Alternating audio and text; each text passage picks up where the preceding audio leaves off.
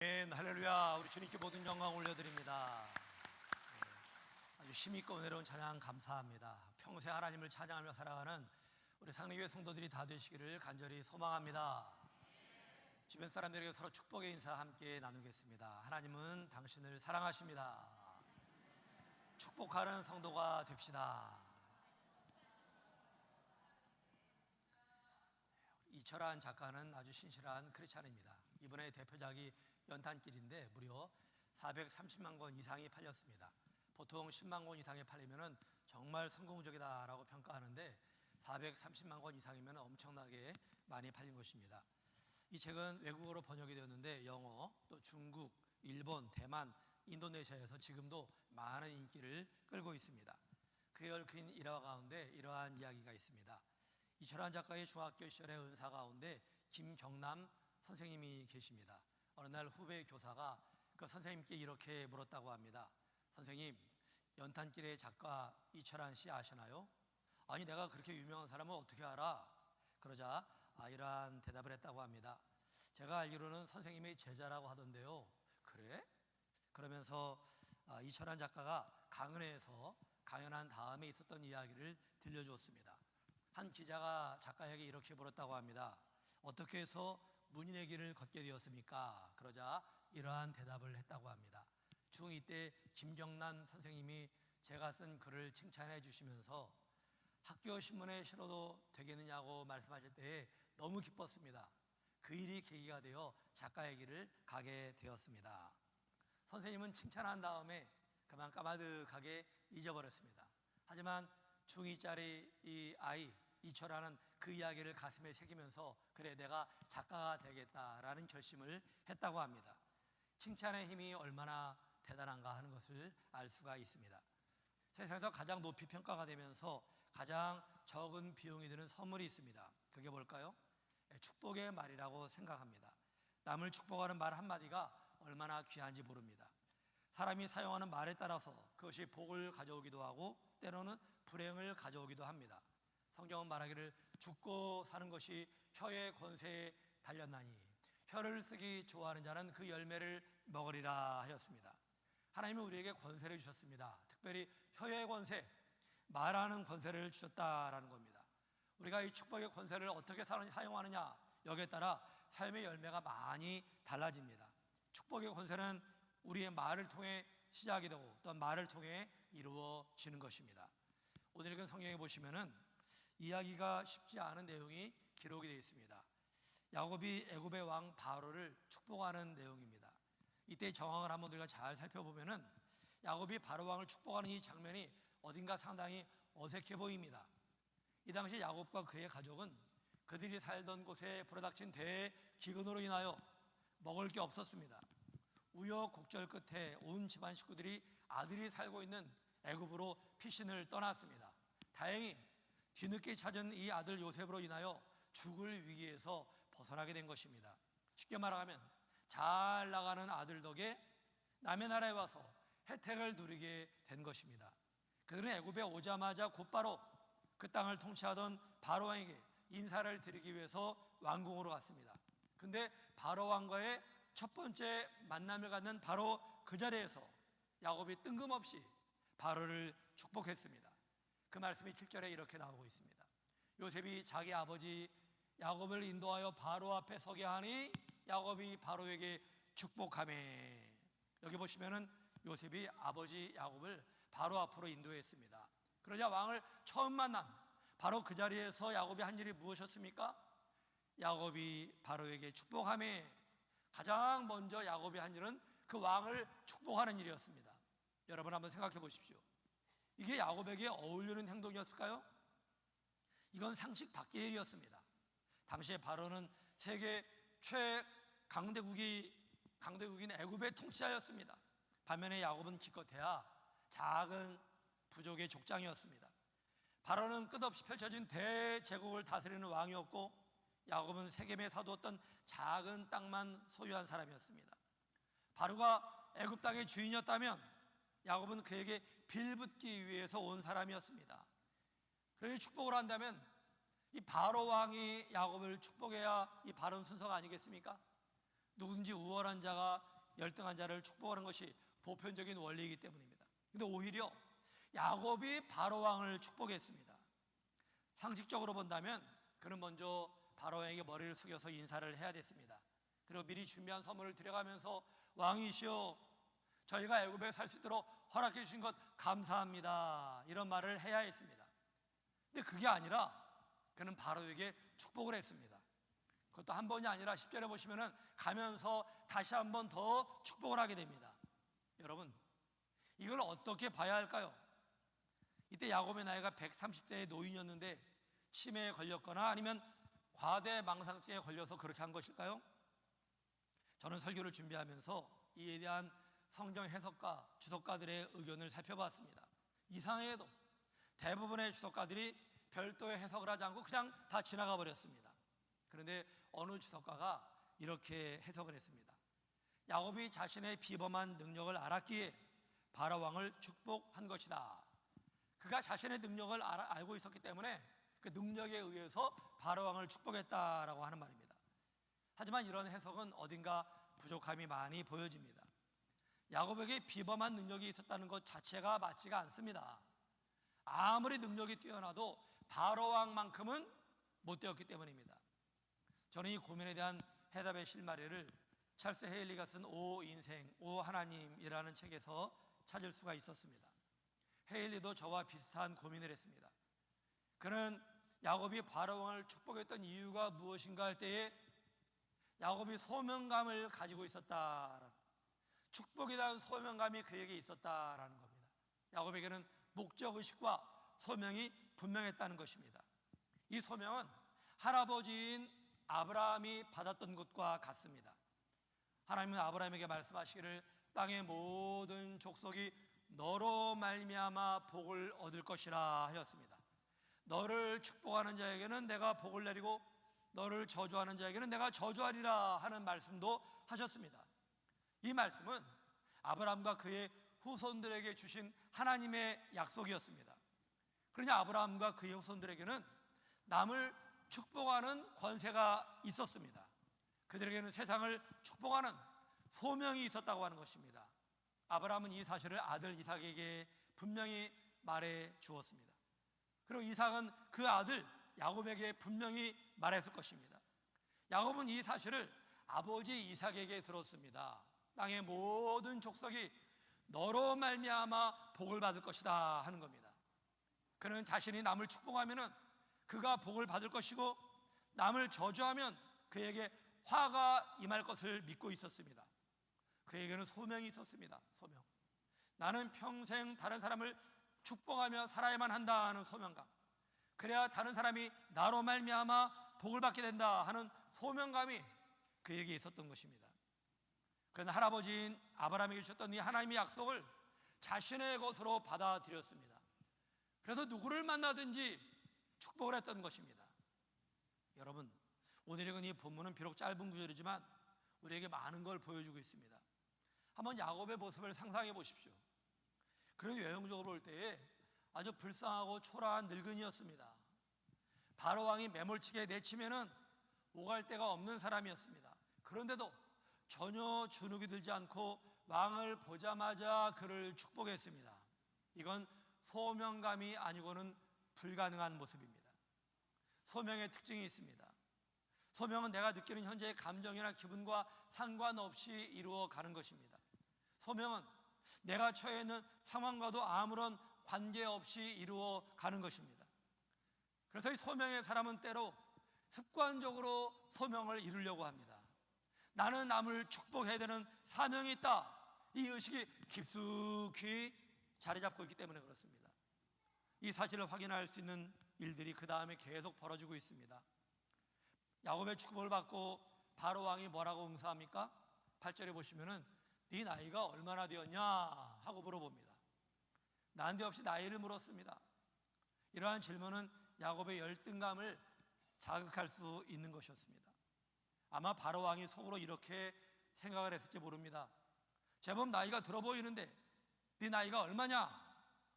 너는 그 나이가 되도록 도대체 뭘 했기에 남의 나라에 언제 살기에 온 것이냐? 근데 그 꼴에 감히 나를 축복해? 그렇지 않습니까? 자국의 신하들도 왕 앞에 솔솔솔 기었습니다. 근데 이 대국의 왕에게 초라해 보이는 늙은이가 와가지고 축복을 하고 있습니다. 속으로 비웃을 만한 일입니다. 그런데 야곱의 대답을 보면은 그는 전혀 미동함이 없었습니다. 9절에 보시면 내 나그네길의 세월이 130년이다. 내가 험악한 세월을 보냈나이다 합니다. 이게 무슨 말입니까? 내 나이가 벌써 130이나 되었습니다. 그런데 죽도록 고생만 하고 살았습니다 하는 말입니다. 그는 자신을 과장하지 않았습니다. 힘든 세월을 보냈다고 솔직히 말했습니다. 그리고 바로 앞을 떠나면서 10절에 보면은 너무나도 자연스러운 모습으로 또다시 바로를 축복했습니다. 그에게 소명감이 있었기 때문입니다. 그에게는 남을 축복해야 된다라는 소명감이 있었습니다. 이 너무나 고마운 사람 바로왕. 바로왕이 아니라면 우리 가족을 누가 맞은단 말인가? 바로왕에게 축복을 해야 된다. 그래야 바로왕이 하나님의 복을 받아. 이러한 마음이 있었어요. 소명감이 있었습니다. 그러자 이제는 바로의 생각이 바뀌었습니다. 자신을 축복하는 그 모습이 너무나 자연스러워 보였습니다.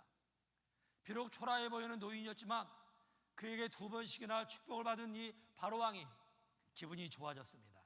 그래서 야곱이 자리를 뜨자마자 애굽에서 목초지로서는 가장 좋은 람셋을 그들에게 무상으로 다 주게 됩니다. 바로에게 빌었던 축복이 다시 야곱에게 돌아온 것입니다. 우리는 본문에서 아주 중요한 영적인 진리를 발견할 수가 있습니다. 바로 우리에게도 세상을 축복하는 소명이 있다는 사실입니다. 여러분, 야곱이 가진 축복에 대한 소명은 그가 하나님께 직접 받은 게 아니었습니다. 저는 성경을 여러 번 뒤져봤지만 하나님이 직접 그에게 소명 주신 이야기를 찾아볼 수가 없었습니다. 이 소명은 할아버지인 아브라함에게 주신 것이고 야곱은 이것을 믿음으로 받아들였습니다. 그런데 믿음으로 소명을 계승받는 일은 야곱이나 저나 여러분이나 우리 모두에게 다 마찬가지입니다. 우리는 믿음으로 말미암아 하나님의 택함받은 아브라함의 자손이 되었기 때문입니다. 하나님께서 말씀하시기를 그런즉 믿음으로 말미암은 자들은 아브라함의 자손인 줄 알지어다 그랬습니다. 누가 아브라함의 자손이 됩니까? 믿음으로 말미암아 우리도 아브라함의 자손이 된다고 하는 것입니다. 그러므로 믿음으로 말미암은 자는 믿음 있는 아브라함과 함께 뭘 받는다고요? 복을 받느니라 하셨어요. 우리에게 믿음이 있다면 아브라함의 복을 함께 받을 수가 있다라고 하는 것입니다. 동시에 아브라함과 함께 세상을 축복하는 소명과 권세가 주어진다라고 하는 것입니다. 이 사실을 믿으시기 바랍니다. 우리의 아브라함의 축복이 함께하는 거예요. 우리에겐 소명이 있습니다. 세상을 축복하는 소명이 있다라고 하는 것입니다. 저와 여러분도 하나님의 축복이 그대로 적용됨을 믿으시고 땅의 모든 족속이 너로 말미암아 복을 얻을 것이라는 이 말씀대로 우리를 통하여 세상이 복을 받는 귀한 역사가 함께 하시기를 주의 이름으로 축원합니다. 우리에게는 소명이 있어요. 소명. 세상을 축복해야 되는 소명이 있습니다. 이 소명을 다할 때 우리를 통하여 주변 사람들이 복을 받게 됨을 믿으시기 바랍니다. 다 같이 한번 저를 따라해 보십시오. 나에게는 세상을 축복해야 하는 소명이 있다. 한 번 더 해보겠습니다. 나에게는 세상을 축복해야 하는 소명이 있다. 축복하는 소명을 다할 때 나를 통해 세상이 복을 누릴 것이다. 한 번 더 해보겠습니다. 축복하는 소명을 다할 때 나를 통해 자녀들이, 나를 통해 배우자가, 나를 통해 부모님이, 나를 통해 주변 사람들이 복을 누릴 것이다. 할렐루야. 그러니 여러분, 우리가 어떤 자세로 살아야겠습니까? 다른 사람을 축복하는 일에 소명을 가지고 살아야 돼요. 내 자녀를 축복하는 일에 소명을 가져야 됩니다. 뭐 기분 좋을 때만 축복하고 기분 나쁘면 안 할 게 아니라 언제나 자녀들에게 복을 빌어야 됩니다. 그러면 부모가 빈 복이 자녀들에게 그대로 이루어짐을 믿으시기 바랍니다. 입을 열어 우리 남편이나 아내에게 축복을 하고요. 입을 열어 부모님을 때로는 자녀가 축복을 하고, 입을 열어 우리 친구들을 축복하고, 입을 열어 직장 동료를 축복하고, 주변 사람들에게 축복할 때 그 복이 그대로 그들에게 흘러가는 것입니다. 이게 우리 성도들이 받은 축복의 권세와 또한 소명인 것입니다. 소명 가진 자의 자세가 있어요. 결국은 우리가 세상을 축복할 때 돌고 돌아서 누구에게 돌아온다고요? 나에게 오는 거예요. 나에게. 야곱이 바로에게 했던 이 축복의 말이 결국 누구에게 돌아갔습니까? 야곱에게 그대로 돌아갔어요. 야곱에게. 이처럼 우리가 선포한 축복이 결국은 나에게로 돌아오는 것입니다. 여러분, 우리 성도들에게는 축복의 말을 해야 하는 소명이 있어요. 소명. 우리가 하는 말은 땅에 떨어지지 않습니다. 반드시 열매를 거두게 됩니다. 남에게 축복의 말을 선포하면 나에게 복이 임하고, 저주와 불평을 하면 죽음의 열매를 거두게 되는 것입니다. 이것은 불변하는 영적인 원리입니다. 제가 어떤 책에서 과선화라는 농부가 농약을 쓰지 않고 아주 맛있고 굵은 사과를 재배하는 비법을 한번 읽은 적이 있습니다. 다른 방법이 아니라 축복의 원리를 이용했습니다. 그분은 나무마다 이름을 다 적어놨대요. 이름을 하나하나 다 적었어요. 그 많은 나무들에게 다 다른 이름을 적었습니다. 아침이면 일어나가지고 하는 일이 과선을 다니면서 나무 하나하나에게 축복하는 일이었습니다. 튼튼아, 간밤에 잘 자니? 오늘도 행복하고 건강하거라. 오늘도 맛있는 과일 많이 맺어라. 예쁘라, 오늘따라 더 예뻐 보이네. 너무나 예쁘다. 나는 너를 사랑해. 남들이 보면 정신병자죠. 뭐 하는 짓입니까? 나무에게, 사람에게 말하면 몰라도 정말 정신병자처럼 보이는 일이지만 나무마다 이름을 불러가면서 축복을 했다고 합니다. 근데 나무가 이상하게, 다른 나무들은 병충해가 들어 죽어가는데 이 과선의 나무들은 병충해도 안 생기고 좋은 열매를 많이 맺었다고 합니다. 여러분, 이 과일나무도 축복의 말에 영향을 받습니다. 하물며 사람이 어떻겠습니까? 사람은 말할 것도 없는 것이죠. 고린도서 6장에 보시면은 성도가 세상을 판단할 것을 너희가 알지 못하느냐. 우리가 세상을 판단한다는 겁니다. 우리가 천사를 판단할 것을 너희가 알지 못하느냐. 그러거든 하물며 세상 일이라. 이게 무슨 말일까요? 우리 성도들에게는 세상을 판단하고 천사들도 판단하는 권세가 있다는 것입니다. 하물며 세상 일이라 판단하는 권세가 없겠느냐 하면서 우리에게 이 속뜻은요, 말의 권세가 있다라고 하는 겁니다. 말의 권세. 우리가 판단하는 게 입으로 나가는 이 말에 따라 축복이 임하기도 하고 저주가 임하기도 하는 것입니다. 여러분도 하나님이 주신 이 권세를 따라서 축복의 말을 통하여 많은 열매를 누리며 살아가시기를 축원합니다. 아주 말이 거칠고 말을 함부로 하는 여자가 있었습니다. 당할 사람이 없습니다. 따다다다다 말을 심하게 하는지 아주 상대를 안 합니다. 사람들이. 그 집에 외아들이 하나 있었는데 며느리를 보게 되었습니다. 예수님 잘 믿는 며느리가 들어왔습니다. 동네 사람들이 다 혀를 찼습니다. 아이고 불쌍해라, 저거 모르고 들어왔지. 저거 이 집에 오면은 저 죽어서 나가지, 살아서 나가지는 못할 거야. 저 시어미가 얼마나 말이 험한 사람인데 며느리가 안 됐어. 근데 며느리가 신앙이 아주 좋은 사람이었습니다. 축복의 원리를 잘 아는 사람이었습니다. 어느 날 시어머니가 며느리를 초전에 박살내려고 트집을 잡았습니다. 초반에 길을 잡아야 돼. 조금만 틈이 보여도 그냥 쏟아 붓는 겁니다. 너는 친정에서 그것도 못 배웠어? 이 무식한 년 같으니라고. 얼마나 화가 나는 일입니까? 하지만 며느리가 화를 내지 않습니다. 한마디도. 어머니, 저는 친정에서 별로 배운 게 없어요. 시집 와서 어머니에게 훨씬 많이 배우고 있어요. 어머니 오래 사시고요, 저에게 많이 가르쳐 주세요. 뭐 그러니 할 말이 없는 거죠. 또 한마디 대꾸하면 그냥 쏟아부을 걸 잔뜩 준비했는데 할 말이 없는 겁니다. 또 마음에 안 드는 일이 있으면 한마디 하는 거예요. 야 이년아, 너는 대학까지 나온 년이 그것도 몰라? 그래서 어머니 며느리가 또 한마디 합니다. 웃으면서. 아이고 어머니, 요즘엔 대학이요, 옛날에 초등학교만도 못해요. 어머니가 저보다 훨씬 많이 알고 계세요. 그러니 어머니 오래오래 건강하게 사세요. 저 좀 많이 가르쳐 주세요. 그랬더니만 3년이 못 돼서 시어머니가 손을 들어버렸습니다. 이런 며느리에게는 더 이상 할 말이 없는 겁니다. 나중에는 야, 내가 졌다. 너 하고 싶은 대로 마음대로 해라. 그러시더랍니다. 우리 속담에 딸아이가 시집가면은 시집생활을 견디지 못하니까 어머니가 해주는 말이 있죠. 얘야, 시집가면은 기머거리 3년, 벙어리 3년, 눈뜬장님 3년, 이 말을 기억해라. 9년 동안은 나 죽었어 하고 살아라. 이 말은 바뀌어야 됩니다. 어떻게 해요? 축복의 말 3년이면 모든 문제가 해결된다 하는 겁니다. 모든 문제. 참기만 한다고 다가 아니죠. 참는 대신에 입을 열어가지고 축복을 하는 겁니다. 축복을. 축복의 말 3년이면 모든 문제가 다 해결됨을 믿으시기 바랍니다.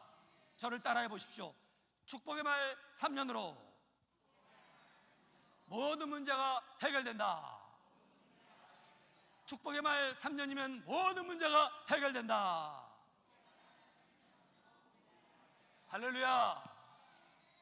우리 예수님께서 말씀하셨습니다. 진실로 너희에게 이르노니 무엇이든지 너희가 땅에서 매면 하늘에서도 매일 것이요 무엇이든지 땅에서 풀면 저 하늘에서도 풀리리라. 우리는 보통 하늘에서 이루어진 일이 땅에서 이루어진다라고 생각을 하죠. 하지만 예수님은 반대로 말씀하셨습니다. 우리 성도들이 이 땅에서 어떻게 하느냐, 여기에 따라 하늘의 일이 달라진다라고 말씀하셨습니다. 땅이 먼저예요. 땅에서 매면 하늘에서도 매이고 땅에서 풀면 하늘에서도 풀린다라고 하는 것입니다. 여러분, 이게 누구를 통해 이루어진 일입니까? 저 따라하세요. 나를 통해 이루어진다. 나를 통해 이루어진다. 그러면 무엇을 통해 이루어질까요? 무엇을 통해서? 우리의 말을 통해서입니다. 우리의 말이 땅에서 매이면 하늘에서 매이는 거고요, 우리의 말이 땅에서 풀리면 하늘에서도 풀림을 믿으시기 바랍니다. 이 말에 권세가 있다는 거예요. 우리의 말에 권세도 있고 축복이 있는 것입니다. 우리가 말을 저주하며 불평하는 바라면요, 땅의 것이 매이면서 하늘에서도 갑자기 모든 게 매이는 거예요. 하지만 우리가 축복의 말을 할 때에 땅의 것이 풀리면서 하늘에서 풀리게 되는 것입니다. 이 축복의 권세, 이 축복의 말을 통하여 우리가 땅에서 모든 일이 풀리고 하늘에서도 풀리며 이 땅의 모든 일이 형통한 복을 누리는 우리 모두가 다 될 수 있기를 주님의 이름으로 축원합니다. 축원합니다. 이제 아주 중요한 질문을 한 가지 드리고자 합니다. 우리가 할 수 있는 가장 커다란 축복의 말이 무엇일까요? 바로 복음의 말입니다. 복음의 말. 예수님이 우리의 죄를 구원하기 위해 세상에 오셨습니다 하는 이 복음의 말보다 더 커다란 축복의 말이 어디 있겠습니까? 예수님 믿을 때에 죄 사함 받고 천국 백성이 될 수 있습니다 라고 하는 이 복음의 말보다 더 소중한 말이 어디 있겠습니까? 어디에도 없죠. 복음의 말보다 더 커다란 축복의 말은 없는 것입니다. 우리가 복음을 믿는다면 무엇보다 이 복음의 메시지를 전하게 될 것입니다. 우리가 정말 사랑한다면, 가족을 정말 사랑한다면 가까운 사람에게, 그 가장 소중한 사람에게 복음의 말씀을 전하게 될 것입니다. 5개월 가까이 준비했던 18차 사제문 축제가 이제는 7일밖에 남지 않았습니다. 남은 7일 동안은 세상을 축복하는 소명을 다하는 여러분들이 되시길 바랍니다. 두루다니며 만나는 사람에게 축복하시되 그 어떠한 말보다 복음의 말을 전할 수 있는 한 주간이 되시기를 축원합니다. 어느 의사의 간증인데요, 이분이 종합병원에서 열심히 일하다가 이제는 개인 병원을 차리게 되었습니다. 개업하게 되었습니다. 근데 일을 마치면 직원들이 퇴근한 다음에 그날 벌어들인 매출 전표를 계산하면서 하루의 피곤을 다 씻으면서 하루하루 보냈다고 합니다. 매 순간의 관심이 돈이었습니다. 어느 날 밤에 전표를 계산하다가 문득 이러한 생각이 들었습니다. 하나님 앞에 내가 가게 되면 뭐라고 말씀을 드리지? 환자들 고치고 돈만 벌었고 돈만 계산하다가 왔다고 하면 하나님이 기뻐하실까? 갑자기 부끄러웠습니다. 그러면서 하나님이 가장 기뻐하신 일이 무엇일까 생각을 했습니다. 결론은 복음을 전하는 일이었습니다. 다음부터는 환자들 오면 정성을 다해 치료해주고 복음을 전했습니다. 질병에 대해서, 죽음에 대해서, 천국에 대해서, 예수님에 대해서 환자를 천천히 치료하면서 이걸 전해드리는 거예요. 그리고 그날 밤에는 복음을 들은 사람들의 명단을 놓고 하나님 앞에 기도드립니다. 이렇게 하면서 달라진 게 너무나 많았어요. 가장 먼저는 생활이 보람되고 그렇게 기쁠 수가 없었다고 합니다. 인생의 깊은 만족을 느끼게 되었습니다. 아울러 병원에 환자들이 더 넘치게 되었다고 합니다. 할렐루야. 이게 하나님의 역사입니다. 축복의 말과 복음의 말에 공통점이 있어요. 모두가 그 사람을 위하는 말입니다. 상대방을 위하는 말입니다. 그런데 차이점이 있습니다. 축복의 말은 누구나가 듣기 좋아합니다. 누구나 듣기 좋아해요. 그러나 복음의 말은 듣기 싫을 수도 있습니다. 축복의 말은 사람들이 감사로 반응합니다. 감사합니다 말하든지 속으로도 말은 안 해도 속으로 감사하죠. 하지만 복음의 말은 거부 반응이 나타날 수도 있습니다. 저 역시 중학교 1학년 때 복음을 들으면서 저에게 교회 가자고 그렇게 강권하던 분에게 거부감이 일어났어요. 그분만 보면 슬슬 피하고 도망 다녔습니다. 듣기 싫은 말을 하기 때문에 그렇습니다. 하지만 지금은 누구보다 가장 소중한 분이 바로 저에게 복음을 전했던 바로 그분이십니다. 사랑하는 성도 여러분, 우리에게는 세상을 축복해야 하는 소명이 있습니다. 우리 입으로 선포되는 축복의 말을 통하여 이 소명을 이루어갈 수가 있습니다. 우리 입으로 선포되는 복음의 말을 통해서 세상이 빛을 보며 구원을 얻게 될 것입니다. 뿐만 아니라 내가 선포했던 그 말이 다시금 나에게 돌아와 나의 삶의 열매를 맺게 될 것입니다. 이와 같은 하나님이 주신 소명을 따라 축복의 권세를 따라 한 주간도 힘차게 살아가는 우리 모든 믿음의 식구들이 다 될 수 있기를 주님의 이름으로 축원합니다.